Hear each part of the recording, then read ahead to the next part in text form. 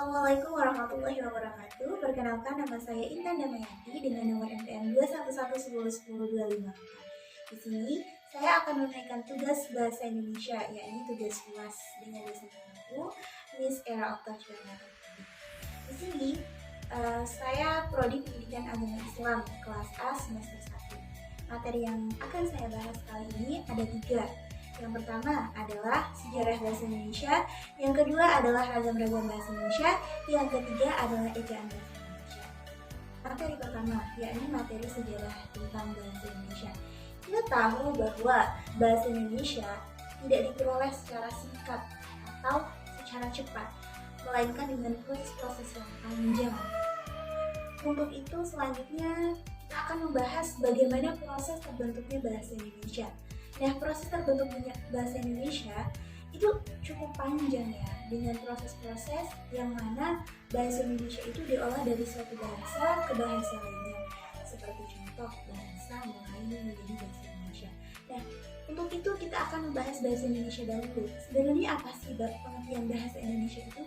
Jadi, bahasa Indonesia adalah bahasa kebangsaan warga negara kita, mana menjadi bahasa resmi atau bahasa persatuan Republik Indonesia. Nah, bahasa Indonesia ini sangat menarik untuk dibahas lebih mendalam karena bahasa Indonesia ini adalah bahasa utama masyarakat Indonesia di atas bahasa-bahasa daerah masing-masing. Jadi bahasa Indonesia ini adalah bahasa yang sangat menarik karena menjadi bahasa persatuan di mana mereka yang memiliki bahasa daerah masing-masing disatukan dengan bahasa Indonesia. Nah, oleh karena itu bahasa Indonesia menjadi bahasa persatuan negara Indonesia. Istilah bahasa Indonesia itu sendiri baru muncul menjelang lahirnya Sumpah Pemuda 28 Oktober 1928. Nah, pada tanggal 28 Oktober 1928, berbagai organisasi pemuda berikrar menjunjung tinggi bahasa persatuan Indonesia. Bahasa Indonesia yang kini dipakai sebagai bahasa resmi di Indonesia berasal dari bahasa Melayu. Nah, perkembangan bahasa Melayu menjadi bahasa Indonesia tidak terjadi dalam waktu yang singkat, tapi melalui proses pertumbuhan secara perlahan dan perjuangan yang sangat keras. Jadi bahasa Indonesia itu awalnya adalah bahasa Melayu, yang mana bahasa Melayu berkembang kemudian menjadi bahasa Indonesia, yakni bahasa yang kita gunakan sehari-hari seperti saya. Kemudian penggunaan bahasa Indonesia untuk menyebutkan bahasa persatuan tentunya telah mengundang sejumlah pertanyaan. Seperti salah satu pertanyaan tersebut adalah mengapa justru bahasa Melayu dianggap sebagai bahasa persatuan? Padahal jumlah penduduk bahasa Jawa itu hampir separuh jumlah penduduk Indonesia. Mengapa bukan bahasa Jawa? Mengapa bukan bahasa Sunda? Dan mengapa bukan bahasa lainnya? Nah, untuk menjawab pertanyaan tersebut, kita akan lanjut ke materi yang berikutnya. Mengutip dari pertanyaan-pertanyaan tadi, kita beralih ke perkembangan bahasa Indonesia dahulu. Nah, pada zaman penjajahan Belanda pada abad ke-20, pemerintah kolonial Hindia Belanda melihat pegawai pribumi memiliki kemampuan memahami bahasa Belanda yang sangat rendah. Nah, hal itu yang menyebabkan pemerintah kolonial Belanda ini menggunakan bahasa Melayu untuk mempermudah komunikasi, yakni dengan patokan bahasa Melayu tinggi yang sudah mempunyai kitab-kitab rujukan. Jadi, pada zaman penjajahan Belanda itu pada abad ke-20, kolonial Belanda itu lihat bahwa masyarakat Indonesia atau warga pribumi itu kesulitan dalam memahami bahasa Belanda. Oleh sebab itu, mereka berinisiatif untuk menggunakan bahasa Melayu sebagai bahasa perhubungan. Kemudian, di 1927, saat sidang Volksraad atau Rapat Dewan Rakyat, Yahya Datuk Kayu pertama kalinya menggunakan bahasa Indonesia dalam pidatonya. Disinilah bahasa Indonesia mulai berkembang. Pada 28 Oktober 1948, Muhammad Yamin mengusulkan bahwa bahasa Melayu sebagai bahasa nasional dalam pidatonya pada Kongres Pemuda Nasional kedua. Bahasa Indonesia sendiri secara resmi diakui sebagai bahasa persatuan bangsa pada saat Sumpah Pemuda. Jadi bahasa Indonesia itu awal mulanya berkembang ketika Yahya Datuk Kayu menggunakan pidato bahasa Indonesia. Nah, Muhammad Yamin mengusulkan bahwa bahasa Melayu itu dijadikan sebagai bahasa nasional. Namun, pada saat Sumpah Pemuda atau Kongres Pemuda, secara resmi bahasa Indonesia lah yang menjadi bahasa persatuan bangsa. Tahun 1933 berdiri sebuah angkatan sastrawan muda yang menamakan diri sebagai Pujangga Baru yang dipimpin oleh Sultan Takdir Ali Syahbana. Nah, 3 tahun kemudian Sultan Takdir menyusun tata bahasa baru bahasa Indonesia pada tanggal 28 sampai 28 Juni 1938 dilangsungkan Kongres Bahasa Indonesia 1 di Solo. Kongres tersebut menghasilkan bahwa usaha pembinaan dan pengembangan bahasa Indonesia telah dilakukan secara sadar oleh cendekiawan dan budayawan Indonesia saat itu. Kemudian pada 18 Agustus 1945, sehari setelah kemerdekaan, ditandatanganilah Undang-Undang Dasar 1945. Pada bab ke-17 pasal 36 ditetapkan secara sah bahwa bahasa Indonesia adalah bahasa negara. Nah, bahasa Indonesia itu sebagai bahasa negara ditetapkan sehari setelah kemerdekaan. Di sini kita bisa melihat bahwa bukti-bukti prasasti perkembangan dari bahasa-bahasa sebelum bahasa Indonesia menjadi bahasa Indonesia. Prasasti yang pertama yang ditemukan adalah prasasti Kedukan Bukit Berangka, yang mana prasasti ini ditemukan di Palembang tahun 683.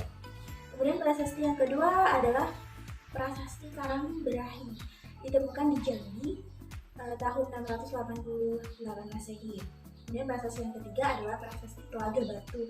Prasasti Telaga Batu ini ditemukan di Palembang tahun 1935.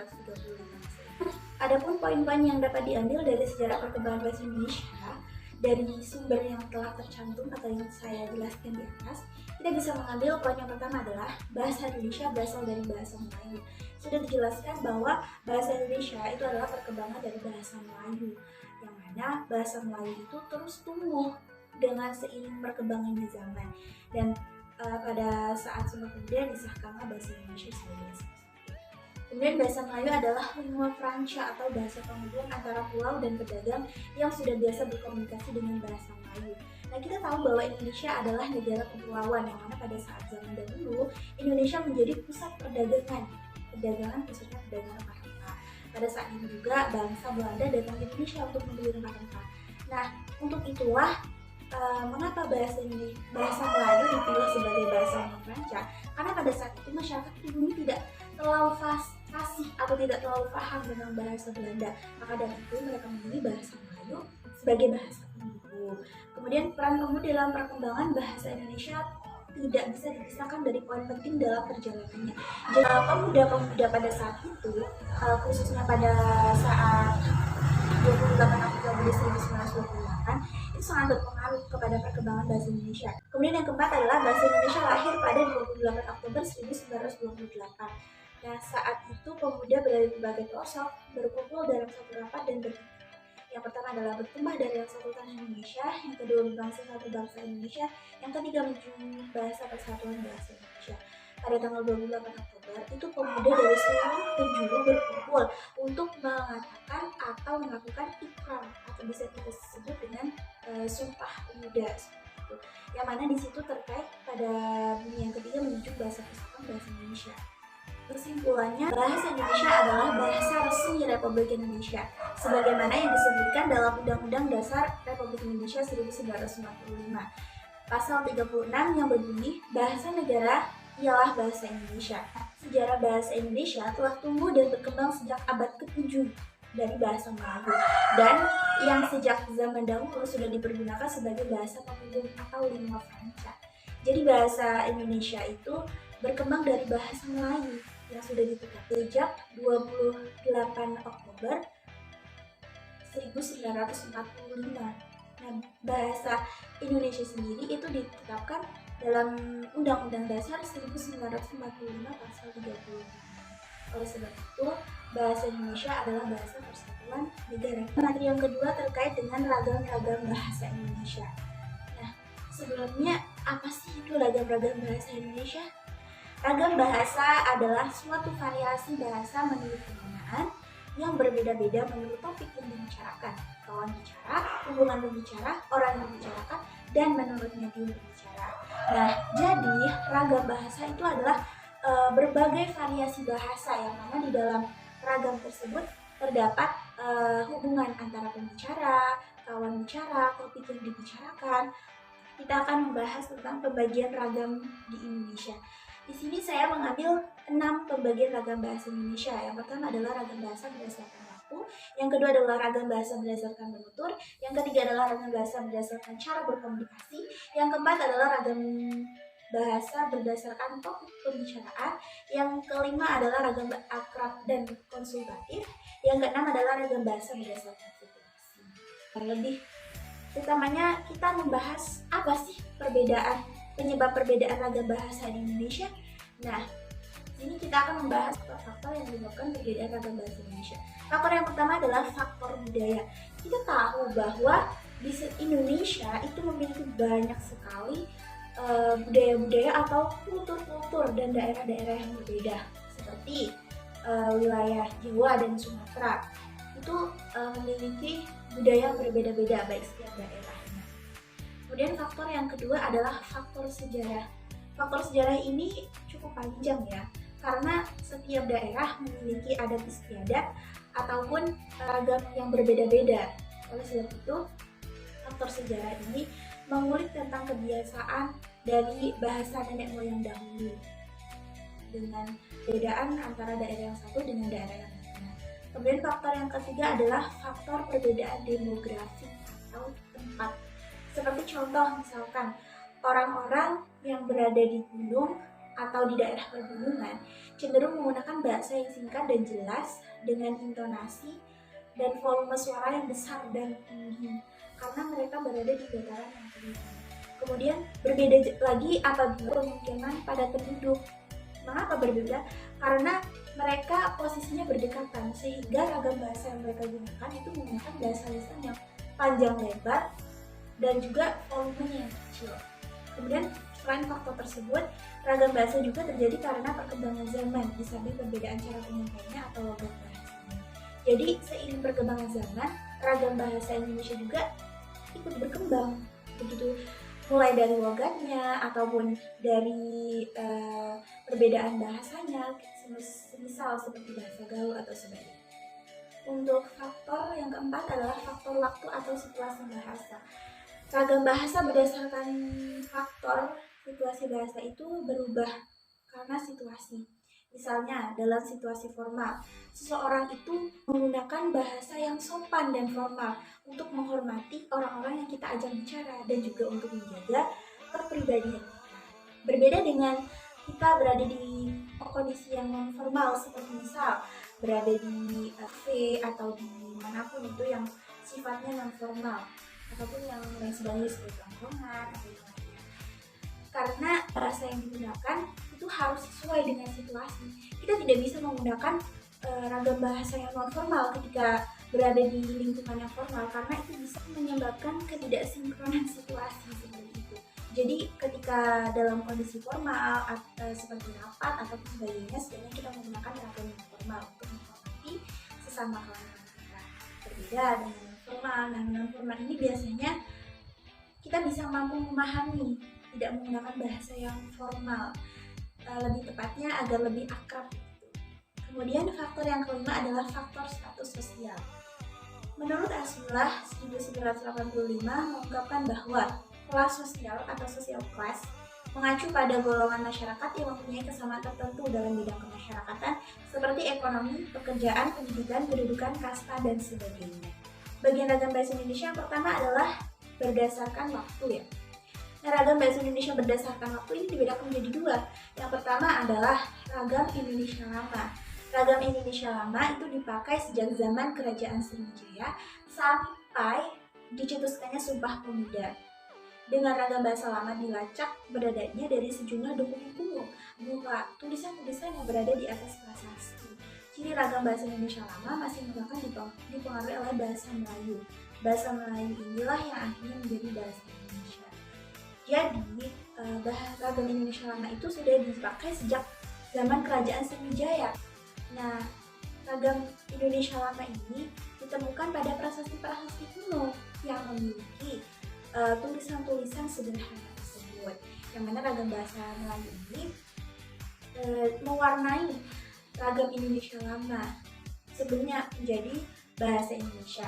Nah, alasan bahasa Melayu menjadi bahasa Indonesia. Alasan yang pertama adalah bahasa Melayu berfungsi sebagai lingua franca. Apa sih itu lingua franca? Nah, lingua franca itu adalah bahasa perhubungan yang mana pada zaman dahulu, pada zaman kerajaan Indonesia ini, sejak zaman kerajaan sudah menjadi negara kepulauan yang mana banyak sekali pedagang-pedagang yang masuk ke Indonesia mereka tidak saling memahami bahasa masing-masing. Jadi mereka menggunakan bahasa Melayu yang dikira mudah untuk difahami. Kemudian yang kedua adalah bahasa Melayu sederhana karena tidak mengenal tingkatan bahasa. Jadi bahasa Melayu itu mudah dipahami dan sederhana, tidak berbelit-belit, tidak juga susah untuk dipelajari. Kemudian yang ketiga adalah keikhlasan suku daerah lain.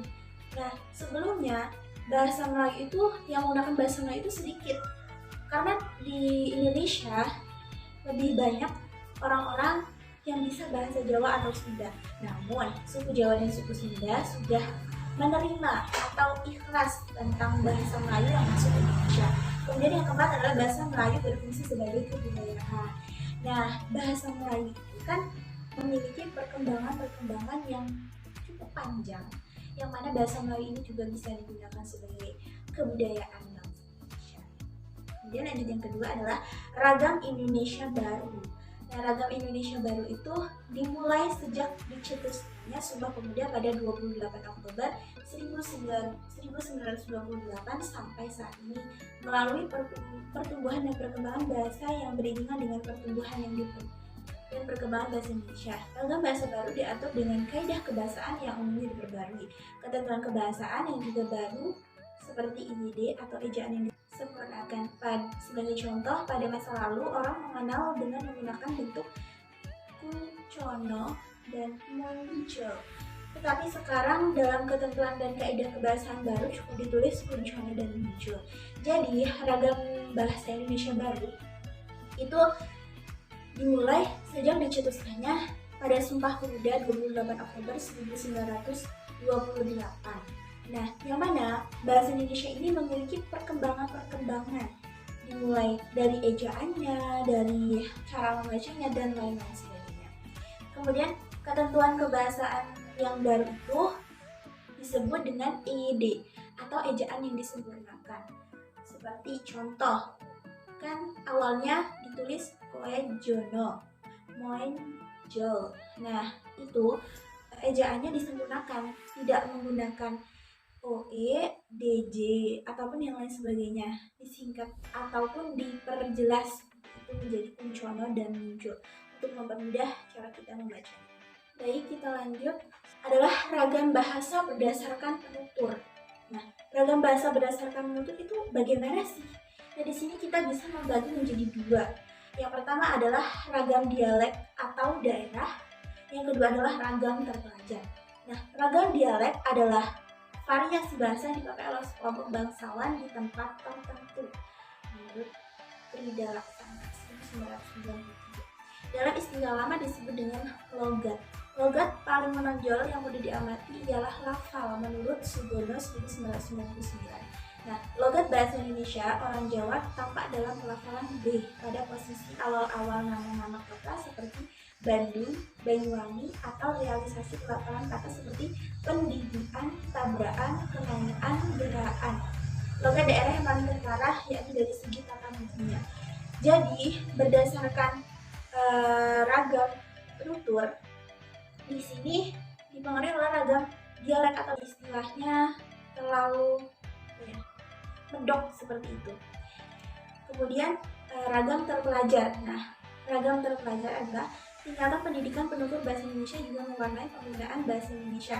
Bahasa Indonesia digunakan oleh kelompok penutur berpendidikan tampak jelas perbedaannya dengan yang digunakan oleh kelompok-kelompok yang tidak berpendidikan, terutama dalam pelafalan kata yang berasal dari bahasa asing. Ragam bahasa berdasarkan cara berkomunikasi. Ragam bahasa berdasarkan cara berkomunikasi ini dibedakan juga menjadi dua.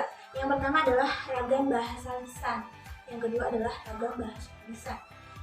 Ragam bahasa lisan. Ragam bahasa lisan adalah ragam bahasa yang dihasilkan lewat alat ucap atau organ of speech dengan fonem sebagai unsur dasar. Sehingga di dalam ragam bahasa lisan kita akan berurusan dengan lafal atau suara. Dalam ragam bahasa lisan ini harus memperhatikan beberapa hal seperti kosakata, tata bahasa, dan lafal pengucap. Bahasa lisan itu adalah ragam bahasa yang menginginkan kosakata, tata bahasa, dan lafal pengucapannya. Kemudian, pembicara dapat mengatur tinggi rendah suara atau tekanan yang dikeluarkan, mimik atau ekspresi muka yang ditunjukkan, serta gerak tangan atau isyarat untuk mengungkapkan ide sang pembicara. Contoh, ragam lisan meliputi pidato, ceramah, cakapan, dan panggung.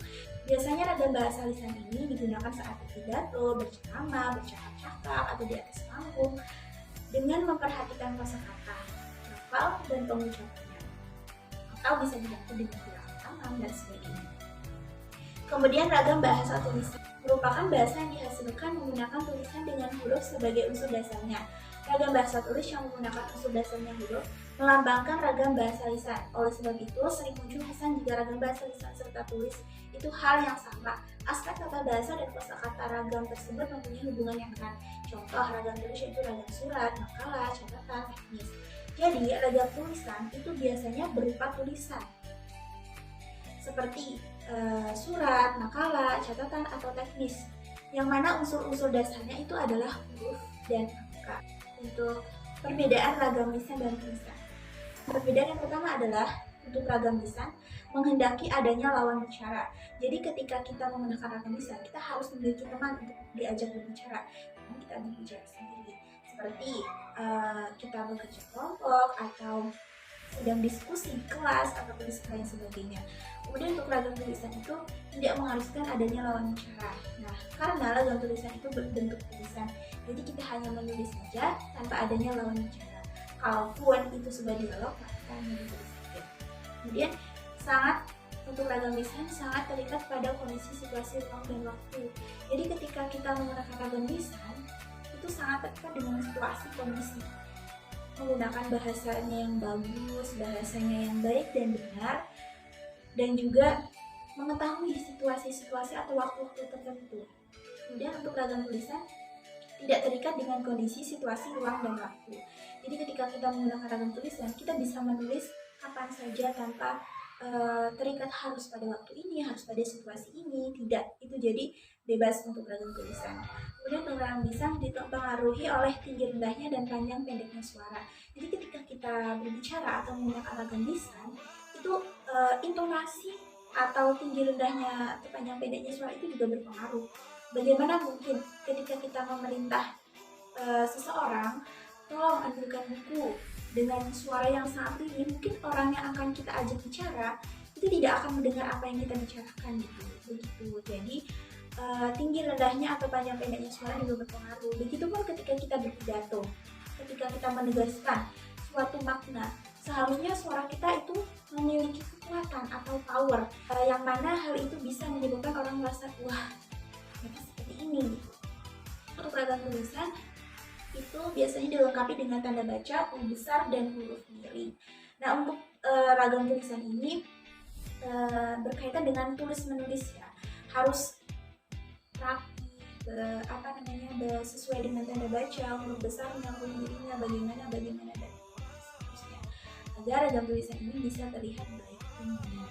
Kemudian untuk ragam lisan, unsur fungsi gramatikal tidak selalu dinyatakan. Kemudian yang selanjutnya adalah keunggulan dan kelemahan. Ini ada komunikasi lisan dan komunikasi tulis. Nah, untuk keunggulan komunikasi lisan itu berlangsung dengan cepat, sering berlangsung tanpa alat, kesalahan langsung dapat dikoreksi, dapat dibantu dengan gerak tubuh dan mimik. Kemudian kelemahannya tidak selalu punya bukti otentik, dasar hukumnya lemah, sulit disajikan secara bersih, mudah dimanipulasi. Jadi untuk ragam lisan ini memiliki beberapa keunggulan dan kelemahan. Begitu pula dengan komunikasi lisan, begitu pula dengan komunikasi tulis.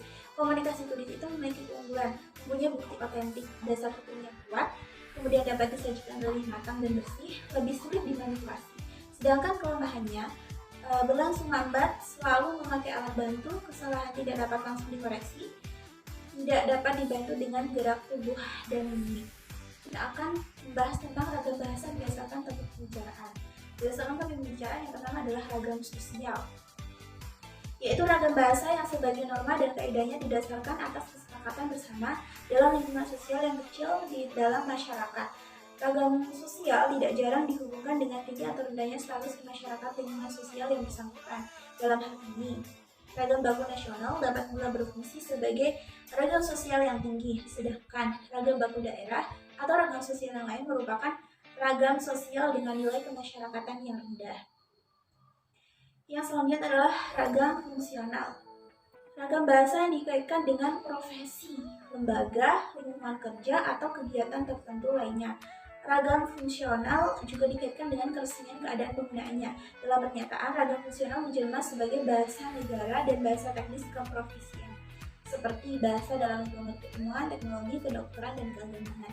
Jadi ragam fungsional itu adalah ragam bahasa yang mana digunakan pada saat-saat atau pada profesi-profesi tertentu seperti kedokteran. Ragam bahasanya itu berkaitan dengan obat-obatan, farmasi atau yang lain sebagainya. Berbeda dengan ragam keagamaan, itu membahas tentang apa. Ragam bahasa akrab dan konsultatif. Nah, ragam bahasa akrab atau biasa kita sebut ragam bahasa sehari-hari merupakan ragam bahasa yang digunakan apabila berbicara menganggap kawan bicara sebagai sesama, lebih muda atau lebih rendah statusnya, atau apabila topik pembicaraan tidak resmi. Dan biasanya ragam resmi ini digunakan oleh kalangan anak-anak muda supaya mereka lebih akrab. Begitu. Ragam ini ditandai dengan penggunaan bahasa yang tidak lengkap, pendek-pendek, dan dengan artikulasi yang seringkali tidak jelas. Hal ini terjadi karena di antara partisipan sudah ada saling pengertian dan memiliki pengetahuan yang sama. Jadi, seperti contoh, mereka menggunakan ragam akrab agar lebih akrab. Meskipun bahasa yang mereka gunakan itu tidak sesuai dengan bahasa Indonesia yang baik dan benar. Namun, di antara masing-masing pembicara pada saat itu, mereka sudah saling bertoleransi bahwa ini seperti ini maksudnya. Kemudian ragam konsultatif. Ragam konsultatif atau ragam usaha adalah variasi bahasa yang lazim digunakan dalam pembicaraan biasa di sekolah, rapat, atau pembicaraan berorientasi pada hasil atau produksi. Jadi dapat dikatakan bahwa ragam bahasa ini adalah ragam yang operasional. Wujud ragam konsultatif ini berada di antara ragam formal dan ragam informal. Jadi ketika kita jadi ragam konsultatif itu adalah ragam yang berada di antara ragam formal dan informal. Jadi ragam ini bisa formal, bisa juga informal. Mengapa? Karena ragam ini digunakan saat di sekolah. Nah, contoh di sekolah itu, kalau kita hanya menggunakan ragam formal saja, mungkin sekolah itu akan terasa sangat membosankan seperti itu. Jadi mungkin pada saat sekolah ada diselingi seperti ragam yang formal juga untuk mencairkan suasana kelas agar tidak terlihat monoton seperti itu. Kemudian yang selanjutnya adalah ragam bahasa berdasarkan situasi. Nah, kita tahu situasi itu, ragam bahasa situasi dibagi menjadi dua, yaitu yang pertama adalah ragam formal, yang kedua adalah ragam non formal. Ragam formal diakui oleh sebagian besar warga sebagai bahasa resmi dan sebagai kerangka rujukan norma bahasa dalam penggunaannya. Ragam bahasa formal biasa digunakan dalam suasana formal, biasanya menggunakan tata bahasa yang baik sesuai PUEBI. Lugas, sopan, menggunakan bahasa baku, baik dalam bahasa lisan maupun tulisan. Bahasa formal digunakan dalam urusan surat menyurat, bertutur dengan orang yang lebih tinggi status dan pangkatnya, berpidato ataupun penulisan karya ilmiah. Jadi, ragam bahasa formal itu biasanya digunakan pada saat-saat resmi yang mana penggunaan norma bahasanya itu bisa menjadi rujukan bahasa yang baik dan benar sesuai dengan PUEBI. Bahasanya yang sopan dan juga lugas, bertutur. Kemudian ada pun ciri-ciri bahasa resmi adalah nada bicara yang cenderung datar, menggunakan kata ganti resmi, menggunakan kata baku, menghindari unsur kedaerahan, dan kalimat yang digunakan adalah kalimat yang lengkap. Jadi ragam formal itu ragam yang memiliki kata ganti resmi, menggunakan kata-kata baku seperti saya, anda, kemudian dan lain sebagainya. Contohnya, saya sudah menyelesaikan skripsi tersebut, atau yang lainnya, saya sudah memasak di dapur. Ragam non-formal. Ragam bahasa non-formal biasanya digunakan dalam suasana santai, misalnya surat pribadi atau percakapan sehari-hari. Bahasa ini mempunyai sifat kalimat yang sederhana, singkat, kurang lengkap, dan sedikit menggunakan kata penghubung. Selain itu, bahasa non-formal juga menggunakan kata-kata yang biasa dan lazim digunakan sehari-hari, khususnya oleh orang-orang yang sudah akrab. Contoh, makalah itu sudah aku presentasikan. Jadi ragam non formal itu adalah ragam yang digunakan sehari-hari. Seperti contoh ketika bergaul dengan teman-teman, ketika berdiskusi, ketika belajar kelompok ataupun hal yang lainnya yang mana dalam keadaan non formal. Dan biasanya ragam non formal ini digunakan saat-saat santai, seperti kalau kita menulis surat pribadi ataupun surat kepada teman kita, itu ragam non formal. Kesimpulannya dari materi yang kedua yang saya sampaikan adalah bahasa yang benar adalah bahasa yang menerapkan kaidah dengan konsisten. Maksudnya adalah ketika kita menggunakan ragam bahasa, kita harus menerapkan kaidah-kaidah yang ada di dalamnya. Jangan sampai contoh seperti kita sedang berada di situasi formal, namun kita menggunakan kaidah bahasa non formal, apakah itu masuk? Nah, tentu saja tidak. Itu akan menimbulkan sebuah ketidaksesuaian antara situasi yang formal dengan bahasa yang formal, seperti itu. Nah, yang kedua adalah bahasa yang baik adalah bahasa yang mempunyai nilai rasa yang tepat dan sesuai dengan situasi pemakaian. Sama seperti situasi formal dan situasi non formal. Sebaiknya kita menggunakan bahasa yang baik atau ragam bahasa yang baik sesuai dengan situasi dan kondisi yang kita jalani. Ejaan bahasa Indonesia. Sebelumnya, apa sih itu ejaan? Baik, ejaan adalah ilmu yang mempelajari bagaimana ucapan atau apa yang dibesarkan oleh seseorang ditulis dengan perantaraan lambang-lambang atau gambar-gambar bunyi. Jadi ejaan itu adalah ilmu yang mempelajari tentang bagaimana pengucapan atau apa yang akan diucapkan oleh seorang penulis. Baik, di sini adalah pertumbuhan dan perkembangan ejaan bahasa Indonesia. Nah, pertumbuhan dan perkembangan ejaan bahasa Indonesia itu dimulai dari ejaan Van Ophuijsen, kemudian berkembang menjadi ejaan Suwandi, kemudian naik lagi menjadi ejaan Pembaharuan, dan berubah menjadi ejaan Mendo, kemudian ejaan Lembaga Bahasa dan Kesusastraan. Yang terakhir adalah ejaan yang disempurnakan. Pertama yang akan kita bahas adalah ejaan Van Ophuijsen. Nah, ejaan ini adalah ejaan bahasa Melayu dengan huruf Latin yang ditetapkan pada 1901 berdasarkan rancangan C.H. Van Ophuijsen dengan bantuan Empu Nawawi, gelar Sultan Makmur dan Muhammad Taib Sultan Ibrahim. Kelebihan dari ejaan Van Ophuijsen sendiri adalah yang pertama, membantu kesulitan penulisan bahasa Melayu dari huruf Arab ke Melayu ke dalam huruf Latin. Yang kedua adalah membantu pemerintah Hindia Belanda menjalankan roda pemerintahan. Yang ketiga adalah membantu penyebaran bahasa daerah dengan mencetak buku-buku pelajaran dengan huruf Latin. Jadi kelebihan ejaan Van Ophuijsen itu membantu kesulitan penulisan bahasa Melayu dari huruf Arab ke huruf Melayu. Kekurangan ejaan Van Ophuijsen sendiri adalah memasukkan fonem asing yang bukan merupakan fonem bahasa Melayu, seperti contoh Ain, Hamzah, Z, F, CH, SJ, OE, dan lain sebagainya, sehingga seringkali timbul cara penulisan yang salah, seperti contoh hadir dibaca hadlir karena kadang-kadang ditulis hadlir, hasil sering dibaca hasil karena kadang-kadang ditulis hasil. Dan ini disusun dengan maksud untuk membuat ejaan yang berlaku menjadi lebih sederhana pada masa materi pengajaran pendidikan kebudayaan atau Suwandi yang disusun pada 1947. Nah, kebaikan atau kelebihan ejaan Suwandi adalah lambang OE diubah dengan U yang lebih sesuai dengan ilmu ejaan umum.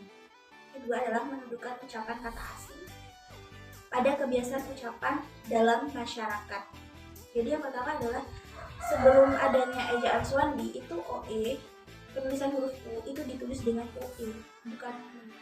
Namun ketika pada saat ejaan Suwandi untuk mempermudah atau sesuai dengan ilmu ejaannya, OE itu ditulis dengan U.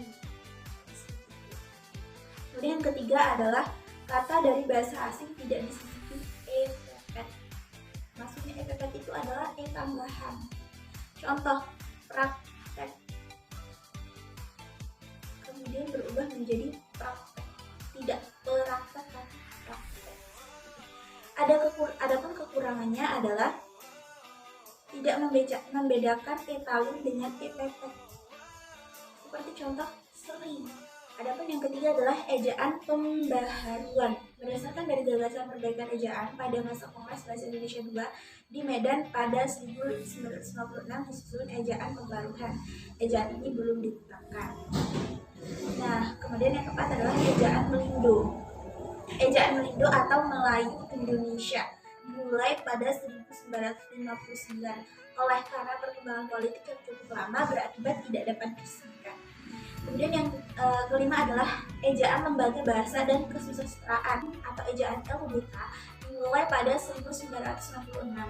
Ejaan ini merupakan cikal bakal untuk terwujudnya ejaan bahasa Indonesia yang disempurnakan. Kemudian yang terakhir adalah ejaan yang disempurnakan atau bisa disingkat dengan EYD. Pedoman ejaan bahasa Indonesia disebut pedoman umum karena dasarnya hanya mengatur hal-hal yang bersifat umum. Ejaan yang disempurnakan merupakan hasil penyempurnaan dari beberapa ejaan yang sebelumnya. Jadi ejaan yang disempurnakan itu adalah ejaan-ejaan yang berkembang menjadi ejaan yang baik dan benar. Bagaimana cara mengejar? Yang pertama dengan karakteristik perubahan huruf. Ejaan lama itu DJ atau dijika, wajar, DJ, jaka,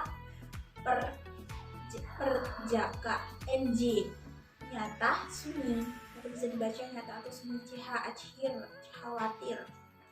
Sedangkan untuk EYD-nya adalah DJ itu dibaca J, jadi jika, wajar. Sedangkan TJ itu dibaca C, cakap, percaya, seperti itu. NJ itu dibaca nya atau nyata, sunyi. KH awalnya CH itu menjadi KH. Seperti contoh akhir yang awalnya akhir jadi akhir, itu khawatir, dan lain sebagainya. Yang kedua adalah huruf F, V, dan Z yang merupakan unsur serapan dari bahasa asing yang diresmikan pemakainya. Misalnya, kan huruf F itu, V, dan Z itu unsur serapan dari bahasa asing. Seperti khilaf, fisik, zakat, universitas.